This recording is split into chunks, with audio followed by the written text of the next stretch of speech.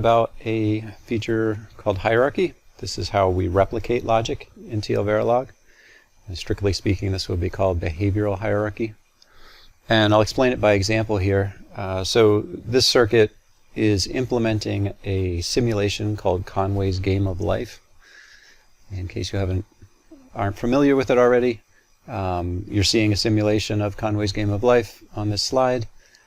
And so in Conway's Game of Life, clearly there's a grid of cells. Each cell is either alive or dead. The alive cells are the black ones.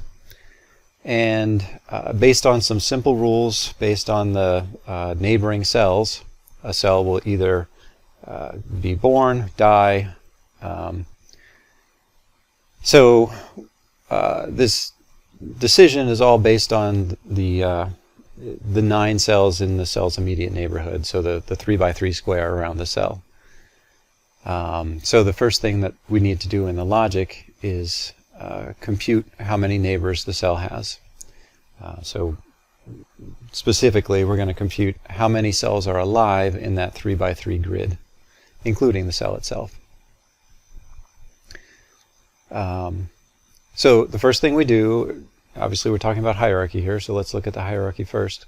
So the first thing we do is create replicated context for defining the logic of each cell. So first we replicate in the y dimension. This yy, y size minus 1 down to 0 gives us a replication of yy components. And the y size here, y size minus 1 is a system Verilog expression. So y size is a system Verilog definition that we're assuming is defined elsewhere. And then within the yy, we're replicating in x. And then the logic within each cell, we're going to arbitrarily put it in stage 1 of the default pipeline. And this default pipeline, by the way, we could have the default pipeline outside of the replicated hierarchy, or we could have it inside. It really doesn't make any difference. But the logic, first we're looking at ourself and our left and right neighbor, and we're going to sum up those 3 cells, how many alive there are in this row count variable. I'm not showing the details of the expression just to keep the slide simple. And after we sum those up, we're going to sum up the counts of the all 9 cells by adding the row counts of the above cells, your own row, and the cells below.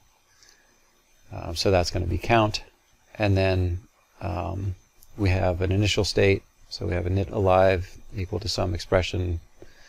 And then based on that count, determining whether we're alive in the next cycle or not.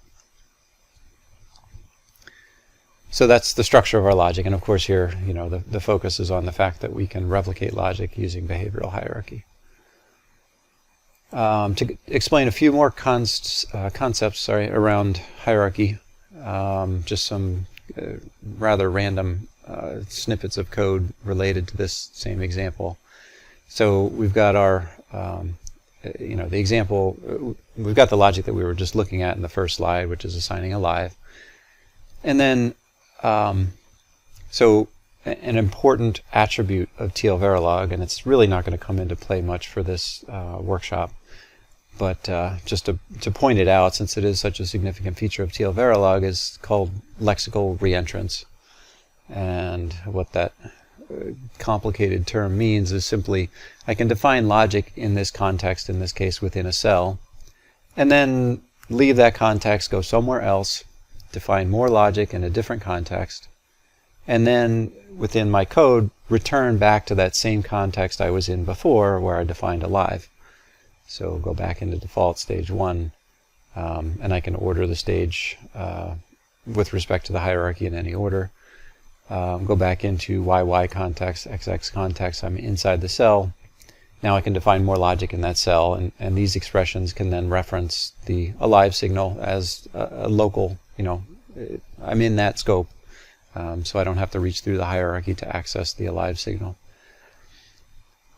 Seems like a very simple thing. It doesn't seem like rocket science, and it's really not. But the reason this is so significant in particular is for defining libraries. So you can define library elements that partially define functionality but leave some stuff missing. And then you can use that library component, and outside of the instantiation then add the logic that's specific to your use model into that same context. And this is very useful for defining control logic that's going to define things like the flow of a transaction without defining the actual transaction itself, or the logic that's operating on the transaction. So again, we're not going to really get into it in this workshop, but I just wanted to point that out. And if you want to learn more about that, you can do so using some of the MakerChip examples.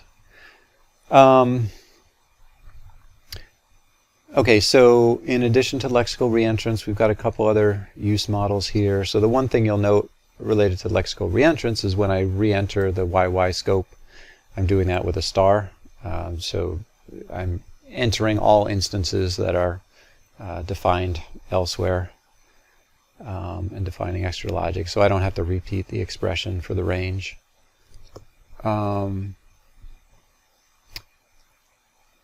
This first line here with the row vector, so what I'm doing in this expression, and again, I don't think this is something we're going to use, but I'm creating a vector signal, a multi-bit signal, out of the single bit alive signals for all x values. So a row of alive bits. And I'm doing that by referencing XX with a star. So that's all XXs. What else to note here? So I also, so where I'm computing here this alive to write signal. So this is shown here to show how you would reach into other hierarchy. So in this case, I'm reaching kind of up a level of hierarchy and into a different XX. Right? So I'm reaching to my neighbor to the right. So the first thing that you specify when you're referencing through hierarchy is any ancestor hierarchy level. In this case, I'm referencing my direct hierarchy XX, and I'm reaching into a particular instance of that.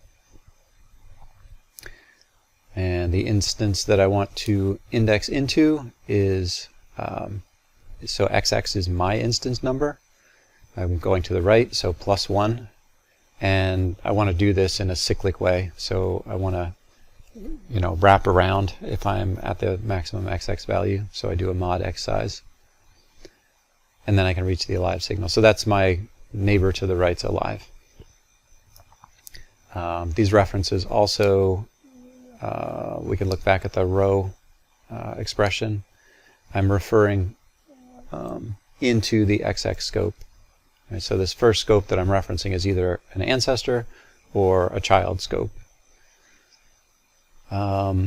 Reset is showing that you can reach up the hierarchy. So the very top level of hierarchy is named top implicitly. So I'm reaching up to the very top level scope into a pipeline called reset into a particular stage based on this alignment and into its reset signal. So that's how I can reach up through the hierarchy. All right, so now you guys get to play around with hierarchy for yourselves, and I'm going to take the easy route here and just refer you to the MakerChip tutorials. So go into a clean MakerChip session, clean MakerChip IDE, start up a new tab in your browser, and then go into the tutorials menu and choose the hierarchy tutorial. And then within that hierarchy tutorial, do the first exercise, where you'll click the Load Pythagorean Theorem example and start with that as a baseline. So in this tutorial, you'll be taking the Pythagorean Theorem computation, which is a two-dimensional computation, and extending that to be a three-dimensional computation. So we can give coordinates x, y, z and compute the distance in a three-dimensional space. by extending the Pythagorean theorem computation. So again, you can stop the video and go ahead and do that exercise.